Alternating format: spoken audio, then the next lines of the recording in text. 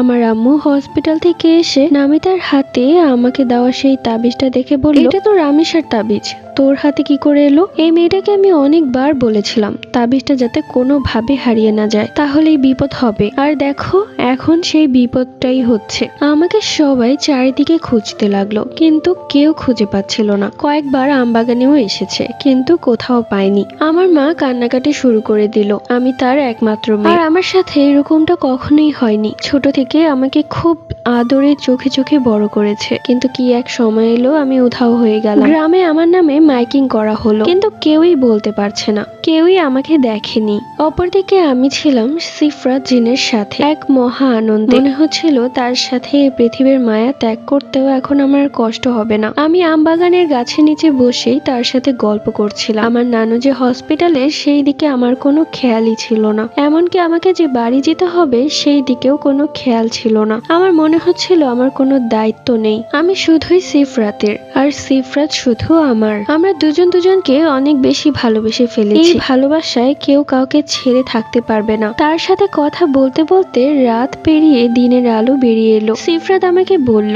এবার তুমি বাড়িতে চলে যাও, তোমার মা তোমার জন্য অনেক চিন্তা করছে। আমিও ভাবলাম যাওয়া উচিত, কেননা আমি কাউকে কিছু বলে আসিনি। যাওয়ার আগে সিফরাত আমাকে একটা আম গাছের শুকনো পাতা দিয়ে বলল, এই পাতাটা সব সময় তোমার কাছে রাখবে, তাহলে কেউ তোমার থেকে আমাকে আলাদা করতে পারবে না। আমিও সেই পাতাটা শক্ত করে ধরে তাকে বিদায় দিয়ে নানু বাড়িতে আসলাম। নানু বাড়িতে এসে দেখলাম প্রচন্ড ভিড়। এত মানুষজন কি করছে এখানে? আর একটু সামনে পা বাড়াতেই দেখলাম বাড়ির সামনে খাটিয়া রাখা, খাটিয়াতে একটা লাশ রাখা আছে। এটা কার লাশ? আমার মাথা ঘুরতে লাগলো। মুহূর্তের মাঝে নামিতার গলা আমার কানে ভেসে এলো, রামিসা তুই এসেছিস। আমি দেখলাম নামিতা দৌড়ে আমার কাছেই আসছে। ওর চোখ মুখ লাল হয়ে আছে, দেখে মনে হচ্ছে খুব কেঁদেছে। আমি ওকে বললাম, কি হয়েছে, তুই কাঁদছিস কেন, কে মারা গেছে? তখন নামিতা হাউমাউ করে কাঁদতে কাঁদতে বলল, নানু আর নেই। এই কথাটা শোনা মাত্রই আমার পায়ের নিচ থেকে যেন মাটি সরে গেল। এ আমি কি শুনছি? নানুকে হারিয়ে ফেলেছি তাহলে? নামিতা কান্না বন্ধ করে বলল, এটা বাদ দে,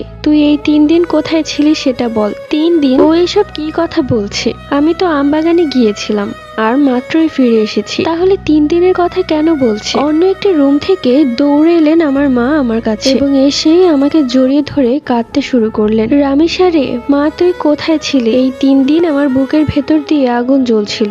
আমার মাথা ঘুরাচ্ছে, সবাই 3 দিনের কথা কেন বলছে?